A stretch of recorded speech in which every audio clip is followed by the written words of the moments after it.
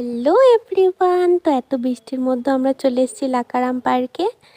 তো তোমাদের সাথে দেখা হচ্ছে পার্কের ভেতরে গিয়ে। তোমাদের কার কার ভালো লাগে এরকম বৃষ্টির মধ্যে পার্কে ঘুরতে যাওয়া, তার সাথে এত সুন্দর যদি পরিবেশ হয়, মধ্যে আবার ঝোড়ো ঝোড়ো বৃষ্টি আর হালকা হালকা হাওয়া, পুরোটা মিলিয়ে তো ঝোড়ো ঝোড়ো বৃষ্টিতেও রাস্তাগুলো এমন ভাবে ভিজে গেছে, মনে হচ্ছে কতটাই না বৃষ্টি হয়ে গেছে। দেখো, পরেই আমরা ঘুরতে ঘুরতে চলে এসেছি আই লাভ লাকারামের এখানে। তো ওদের ভাষায় কি লেখা আছে আমি নিজেও বুঝতে পারছি না। তো এখানে এসে দেখছি আমাদের মতন আছে যে বৃষ্টির মধ্যে ঘুরতে ভালোবাসে, সবাই এখানে পিকনিক তুলছে, দেখেও ভালো লাগলো। দিকটাতে দেখো, তোমরা এক্সারসাইজও করতে পারবে, প্লাস পরিবেশের মজাটাও নিতে পারবে। কত সুন্দর, তাই না?